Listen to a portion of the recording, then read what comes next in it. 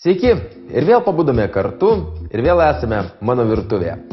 Šį rytą produktų ant mano stalo yra labai nedaug. Ar jūs bent nutuokite, ką mes gaminsime? Juk čia yra moliūgas, keletas daržovių, vaisių, truputėlis prieskonių ir cukraus. Na, bet kalėdos artėja ir kokios kalėdos be saldumynų. Tačiau mes nieko nekepsime, mes virsime ir mes virsime patį fantastiškiausią kompotą. Kompotą, kurį galėsite pasigaminti tiek kalėdom, tiek bet kuriai kitai progai. Na, mums prireiks imbiero, moliūgo, svarainių, gvazdikėlių ir cinamono ir be abejo cukraus. Na, o prie viso to nepagailėkite keletą litrų vandens. Kol jūs keletą kartų smagiai nusižiaujote, aš spėjau užkaisti vandenį, kurį naudosiu kompoto virimui. Dabar uždengsiu dangtį ir imsiuosi ruošti svarainius. Svarainius aš naudosiu ekologiškus, kuriuos užaugino mano tėvai.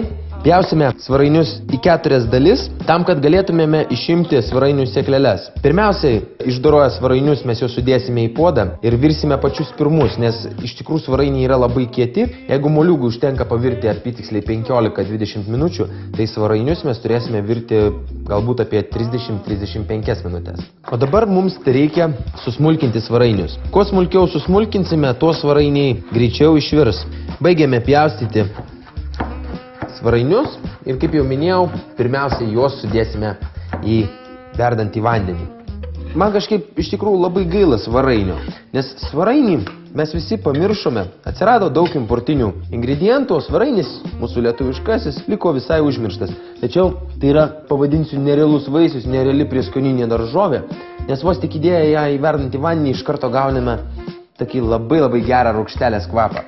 O dabar mes pasiruošime moliūgą, imbierą ir visą kitą.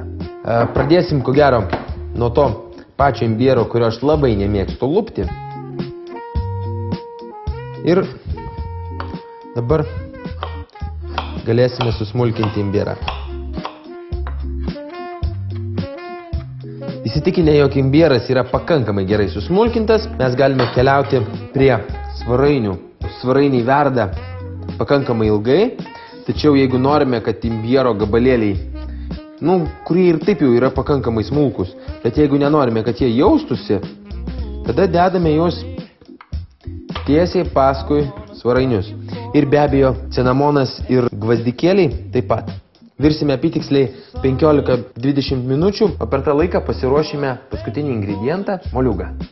Moliūgą patarčiau pjaustyti juostelėmis. Čia iš mano asmeninės patirties juostelės turėtų būti apytiksliai iki pusės centimetro. Geriausiai būtų kokių 3 mm.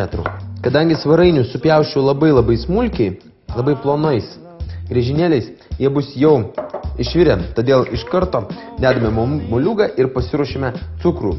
O moliūgas čia iš viso atlieka nerealų vaidmenį, nes niekada gyvenime, gerdamas šį kompotą, niekada nesuprasi, jog čia yra ir moliūgas, jog jis čia yra pilnavertis ingredientas. Dabar galime uždengti ir laukti, kol viskas išvirs. Tam prireiks 10 minučių, o gal 15. Praėjus lygiai 15 minučių mūsų kompotas yra jau išviręs, o dabar bus aromato pliūpsnis. Ai, kaip skaniai kvepia. Gamindamas šį kompotą kaskart prisimenu vaikystę. O jums priminsiu, jog pasigaminti štai tokį kompotą, iš tikrųjų didelį puodą šio kompoto, jums kainuos apytiksliai 5 litus. Dabar palinkėsiu jums, kad šis kompotas jums sueitų labai skaniai ir priminsiu, jog rytoj ryte lauksiu jūsų lygiai tokiu pačiu metu. Dabar atsisveikinsiu ir palinkėsiu jums gerą apetitą.